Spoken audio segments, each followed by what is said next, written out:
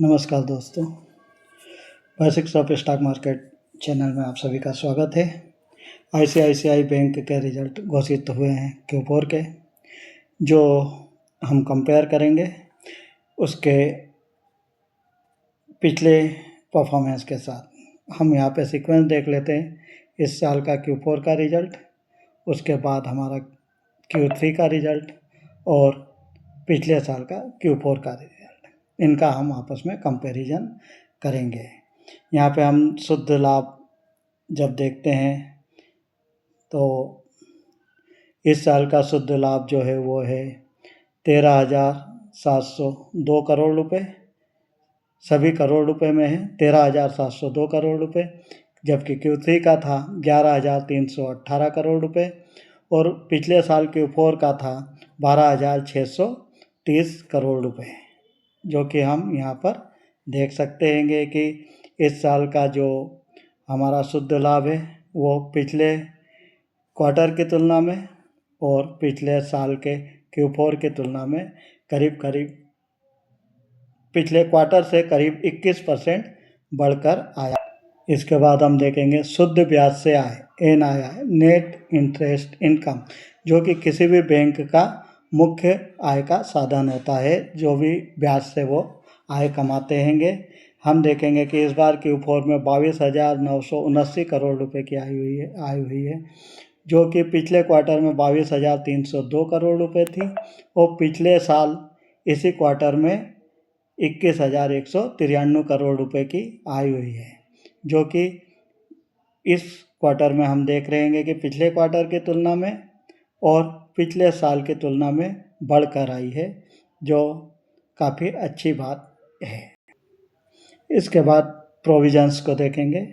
Provisions मतलब वो amount जो कि बैंक किसी भी प्रकार के घाटे को भरने के लिए एक प्रोविज़न रखती है कि इस बार जो है 96 करोड़ रुपए रखा गया है, जो कि पिछली बार करीब 2,554 करोड़ रुपए रखा गया था और पिछले साल 891 करोड़ रुपए रखा गया था। प्रोविजंस काफ़ी कम हुए हैं। प्रोविजंस का कम होना सीधे बैंक के लाभ को बढ़ाता हैगा। अब बैंक के NPA मतलब एसेट क्वालिटी भी इसे कहा जाता हैगा।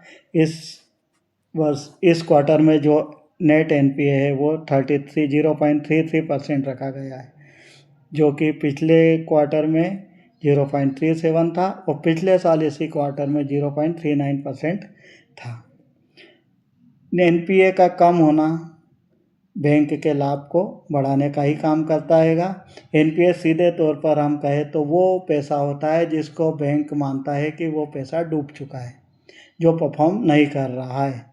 नॉट परफॉर्मिंग एसेट्स, जो कि परफॉर्म नहीं कर रहा है, डुबन खाते में सीधे जो पैसा चला जाता है उसको NPA कहा जाता है। इस बार का ग्रॉस NPA 1.4% है, जो कि पिछले क्वार्टर में 1.53 था और पिछले साल इसी क्वार्टर में 1.67 था, जो कि काफ़ी घटा हैगा। NPA घटना बैंक की एसेट क्वालिटी का अच्छा होना बताता है।